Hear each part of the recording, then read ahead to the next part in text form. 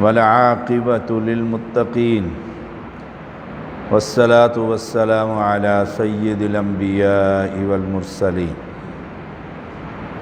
سیدنا ابن عباس رضی اللہ تعالی عنہما بیان کرتے ہیں، جب سورہ انبیاء کی یہ آیت کریمہ نازل ہوئی، انکم وما تعبدون من دون اللہ حسب جہنم انتم لہا واردون،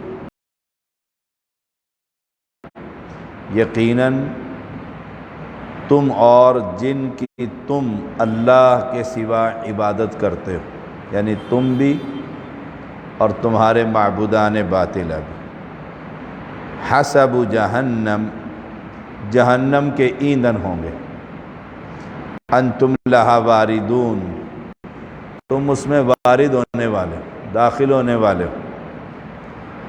تو مشرکین انہوں نے بہت شور مچایا، اس نے کہا یہ کیسا کلام ہے اور یہ کیسا پیغمبر ہے کہ اللہ کے فرشتوں کی ہم عبادت کرتے ہیں، اللہ کی بیٹیاں قرار دیتے تھے مشرکین۔ عیسائی عیسیٰ علیہ السلام کی عبادت کرتے تھے، اللہ کا بیٹا قرار دیتے تھے، اور عزیر علیہ السلام کی عبادت کرتے تھے لوگ۔ اب قرآن مقدس میں تو یہ ہے کہ تم بھی اور جن کی تم عبادت کرتے ہو، حسب جہنم۔ اس پر اللہ تعالی نے دوسری آیت کریمہ نازل فرمائی۔ جیسے ہم توحید کی دعوت دیتے ہیں، قرآن پیغام دیتا ہے، اب امت محمدیہ کی اکثریت حضرت علی کی عبادت کرتی ہے۔ یہ محرم کے مہینے میں خاص طور پہ اہل بیت کو پکارا جاتا ہے، غیر اللہ کی ندا، غیر اللہ کی نظر نیاز۔ تو اس آیت کے تحت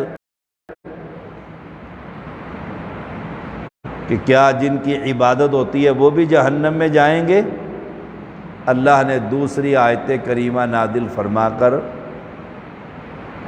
ان اہل توحید کو، صلحاء اور انبیاء کو فرمایا، ان الذین سبقت لهم منا الحسنى اولئک عنہا مبعدون، سورۃ الانبیاء۔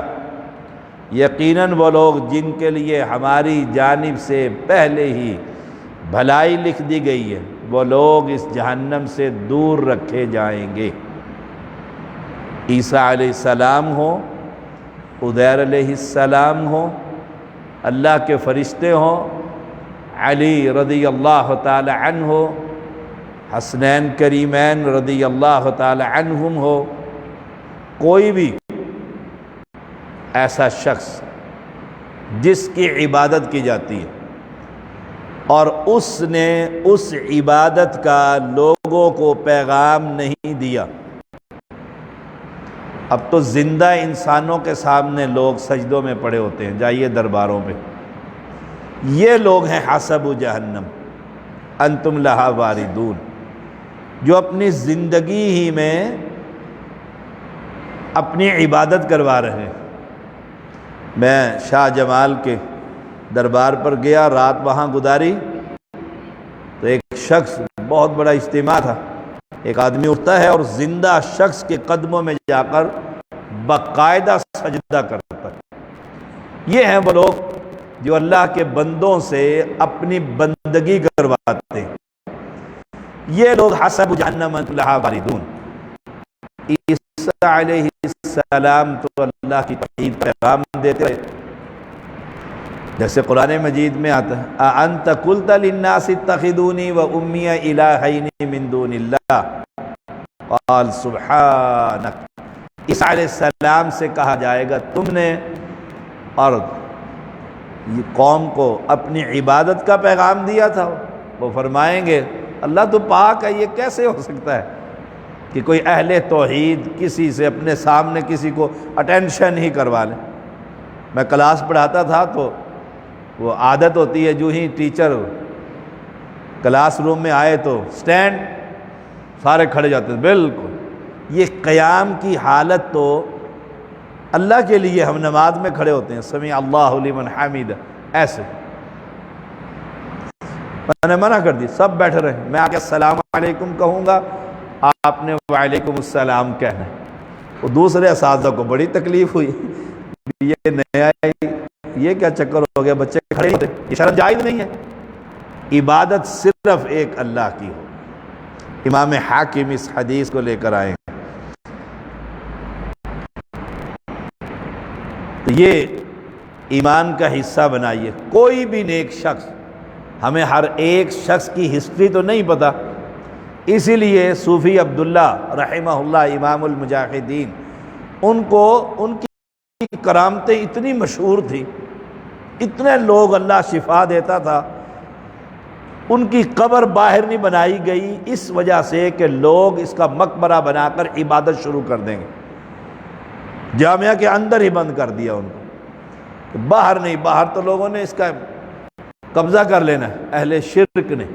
اب ایسا شخص جس نے کبھی بھی دعوت شرک نہیں دی اور بعد میں جا کر لوگوں نے اس کا مقبرہ بنا کر وہاں چڑھاوے شروع کر دیے، وہ تو جنتی آدمی ہوگا انشاءاللہ۔ ہاں، جس نے یہ دعوت دی، یہ پیغام دیا، زندگی میں شرک کا پیغام سنایا، سجدے کروائے، چڑھاوے چڑھائے، لوگوں کو بتلایا کہ ہمارے وسیلے سے ہی سب کچھ ملے گا ورنہ کخ بھی نہیں ملے گا، تو وہ لوگ حسب جہنم انتم لہا واردون۔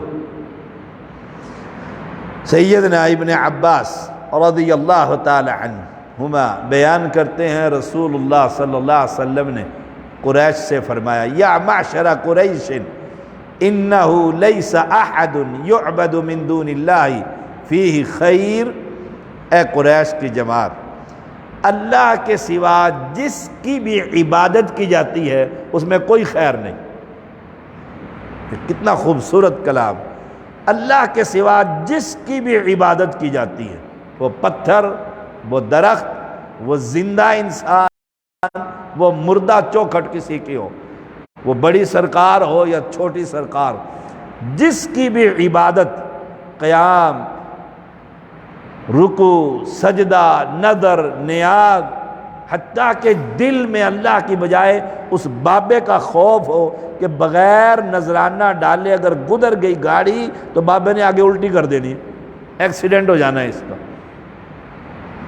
فرمایا اس میں کوئی خیر نہیں۔ خیر کس میں ہے؟ اللہ کی عبادت کرنے۔